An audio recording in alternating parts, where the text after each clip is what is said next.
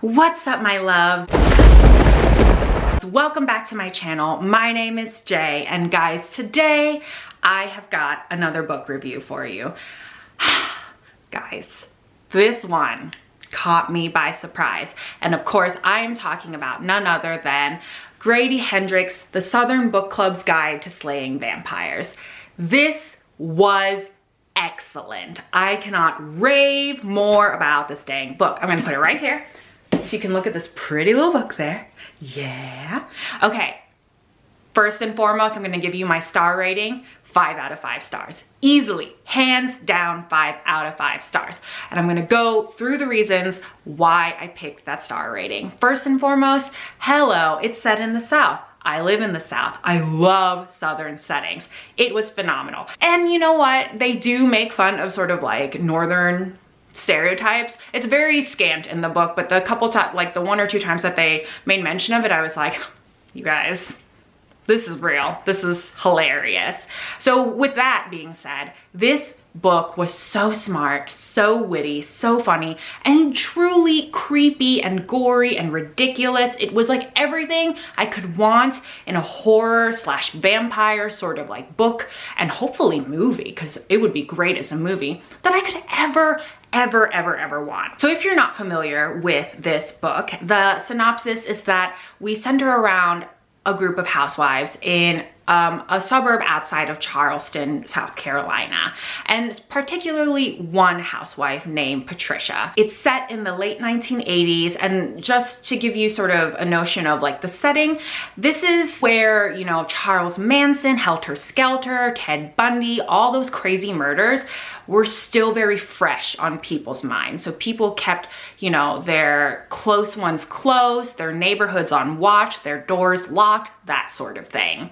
And so the book starts out with these housewives that decide to get together and form a book club after they're disappointed by another book club that they were a part of. They were just so bored of the books in that previous book club that they got together to discuss a lot of true crime books, mystery thrillers, that sort of thing. So the beginning is pretty mundane in the sense that, you know, it feels like you sort of settle into this like false sense of safety with the plot. You're just going through the day-to-day with some of these housewives, and then it quickly takes off. And that's what's fantastic about this book. The pacing is so fast. You just feel like you're like hurtling towards a freaking storm, and it's just everything that I love. I read this so fast. And just to give you sort of a frame of reference, I started it like 10 o'clock on a Tuesday night and finished it late that Wednesday night. So the next day. It was just such a whirlwind read for me because the pacing was so fast, and every bit of action and mystery and suspense just really kept me reading. It was an inhale read from start to finish. One of the biggest things that I really loved about this book was really how smart it was. Not only was it scary and creepy and all the wonderful things about horror that I love, but it also touches on sexism, racism, social demographics, and just how some parts of population, some groups, can really be forgotten by law enforcement and like higher ups and that sort of thing. And there is a decent part of this book where it touches on the struggles of being a stay-at-home mom. It is not an easy job. I've never thought it was. And they really, or rather Grady Hendrix really talks about how it can be so easily dismissed. There are parts in the book where a husband will be like, what are they doing? They're just a stay-at-home mom. I don't know why they can't make the time. And you know, it is very obvious that the theme of the book doesn't go with that sentiment. It's stay-at-home motherhood is tough. It's a full-time job. And I just think the way he like sort of sneaks those feelings in is very smart, very witty, and it kind of plays into the trope of almost every horror movie where like the husband doesn't believe the wife. If some shady shit is going on, the husband, the man in the picture, does not believe the wife. And then everything goes to shit after that because no one believes the wife. Oh my God. But I can honestly say I love that trope in some strange way because it's like so frustrating, and it's also very real. I feel like, anyway, we won't get into that.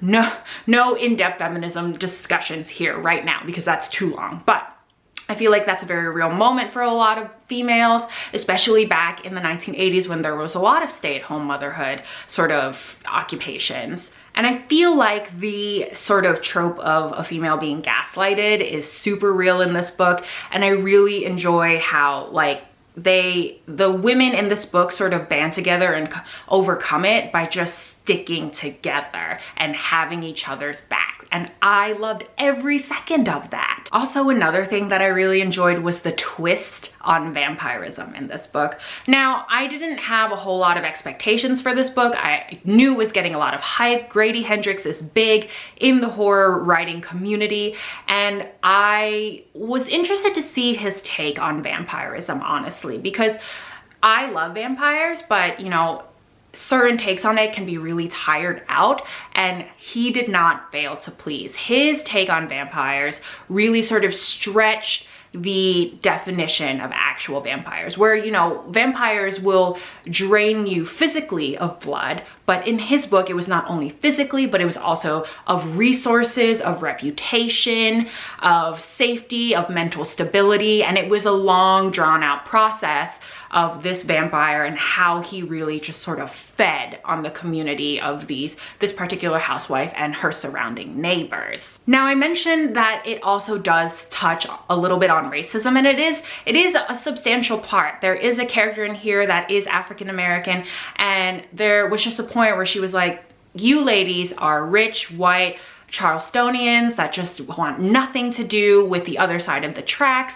And it definitely was a moment in the book where you just really realize that that's real. Like, if someone in a minority community disappears, especially back in the day, it was less of an ordeal than if a person of a white background went missing. I was actually just watching this HBO documentary of Atlanta's missing children, and if you know anything about that ordeal, it was a big thing back in the late 70s and 80s where a bunch of children from an Atlanta neighborhood went missing, and you know, things didn't really get properly looked into until the numbers of missing children were staggering. And I really feel like Grady Hendrix brought that sort of feeling of like for the forgotten population in a neighborhood to his book. And you know, with that being said, this all sounds like it's very like super political and like thought-provoking, and it is and it isn't. I think this book is very digestible to literally anyone.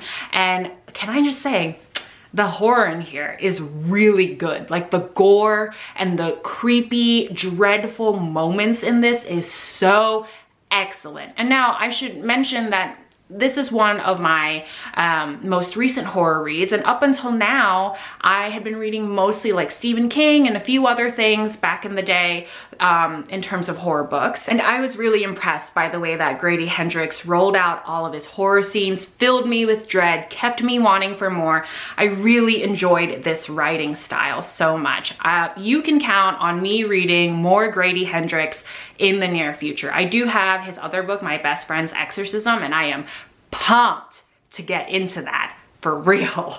Truly, everything about this book was just 100%, 5 out of 5 stars for me. The setting, the pacing, the writing, the creeps, the scares, so good. If you're into horror, if you're into vampires, if you're into a good freaking book, that's the one for you guys. I don't know what to tell you. If you've read this book, let me know down in the comments below what your thoughts were, what your rating was, and if you feel the same way I do, super hyped about it. If you don't, totally fine, still let me know. In the meanwhile, guys, I hope you enjoyed this video. Hit that subscription button, hit that notification bell so you always know when I've got spooky things coming to you. Bye, y'all.